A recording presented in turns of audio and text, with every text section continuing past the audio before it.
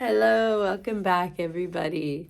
All right, so today's talk is on roles and identities and how you might be identifying with one. All right, so how do you think you might be identifying with a role?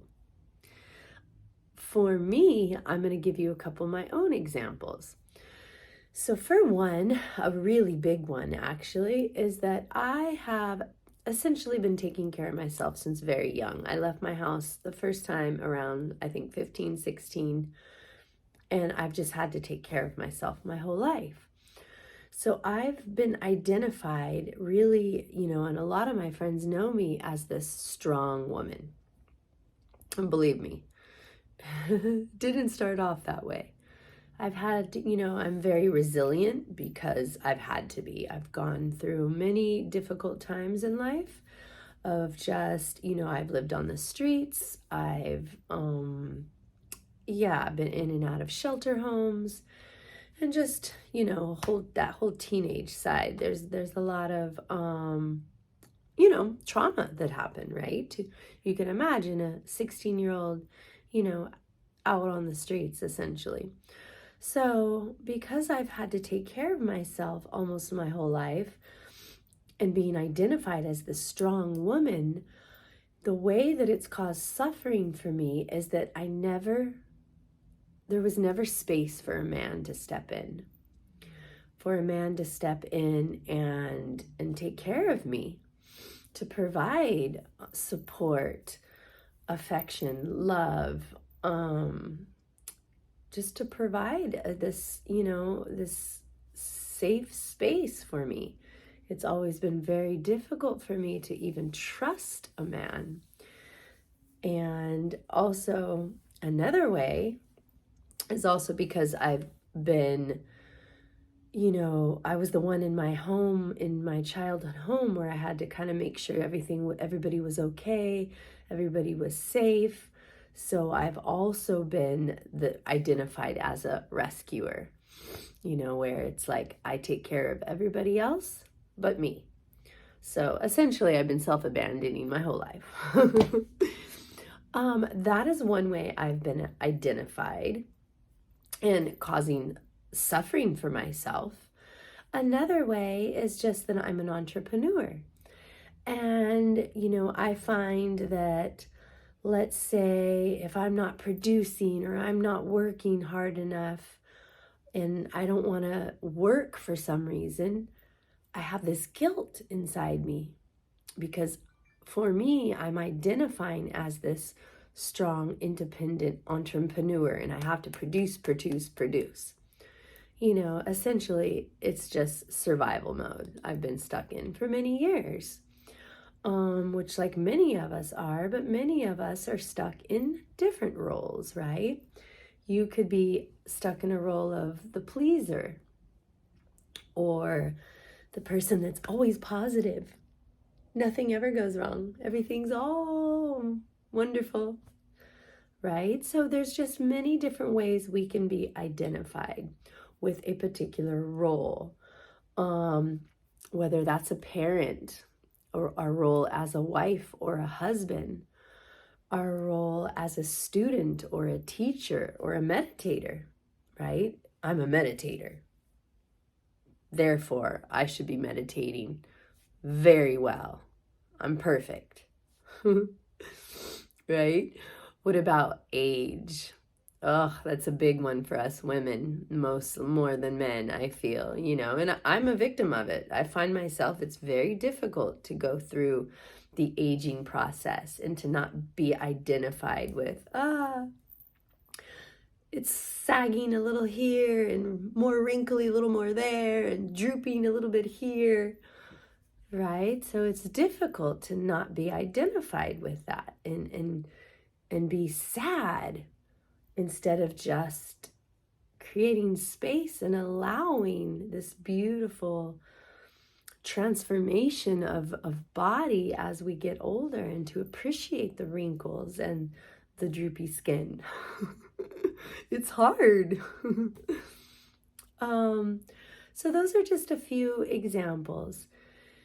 But think of it this way, if if a mother is if a woman is a police officer by day, when she comes home at night, if she can't take off her belt and her badge and her gun and put it away and be present with her children, with her husband, then she's causing suffering, right? So it's essentially, we're going to be caught in these roles, and we are going to be identified with certain identities and roles, but learning how to create awareness of them, then we're not so entangled in them. We're not so stuck, because we're learning to see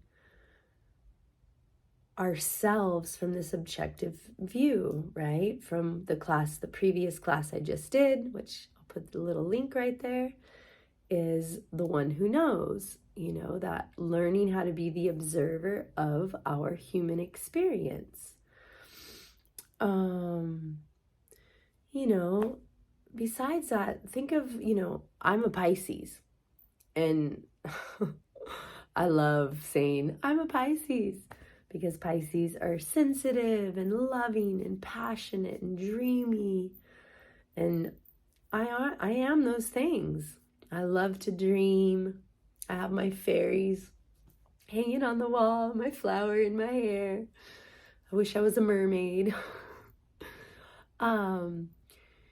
So it's like, how many times are we identified with our sun sign, whether Pisces, Cancer, Scorpio, our archetype, right? Or our human design.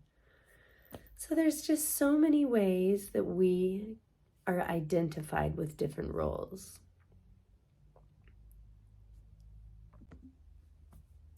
So the invitation of mindfulness and loving awareness is to shift from being caught, entangled, identified, and defined by circumstances that are limiting identities, but be able to enter in them, but to remember from this witnessing place of spacious, loving awareness, to be the witness, right?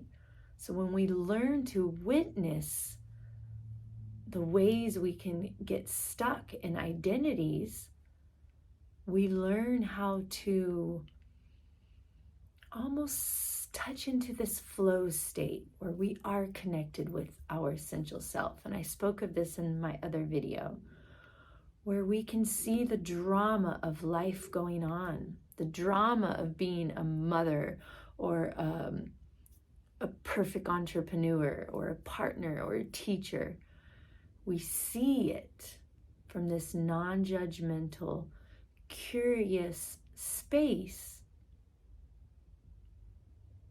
And as we see it, we are not getting identified with it. And we learn how to just watch all of the dramas happening. And the more we're able to do that, the more it will give us a sense of freedom. Being in a place to be able to hold it all with ease. So we're still going to have conflict. We're still going to try to be a good teacher, a good parent. We're still going to try to be setting limits as a parent. But just learning how to hold it all with ease. And not only that, but noticing that it's not a bad thing to be in these roles. It's not that we're trying to completely take these roles away, but it's just being able to create awareness. And also when we're in a place of this just spacious awareness of watching, learning to be the witness, the observer, and be able to tap into more of this flow state of just watching as the waves of the human experience come and go. like I've said so many times, we're the ocean and the waves of experience just come and go. And we're not grasping onto anything. We're not getting swept away by the experience. Even if we do get swept by experience, it's like, oh, you're really caught in this, aren't you? And being able to hold that with this spacious awareness, this loving presence. And you'll see as you start to create a lot of awareness and be in this spacious place, that sometimes you'll feel a breath and it'll just feel like the best breath ever. Or you'll see a sunset and you'll just feel it almost in your body. That's just something so precious. And just the whole world can just become that beautiful sunset for just a moment.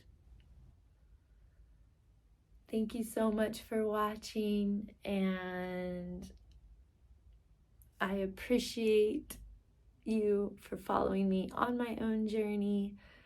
And thank you so, so much. Please comment if there's anything you would like to say, and we will dive deeper into this whole topic of the observer, awareness, and our essential self. Thank you.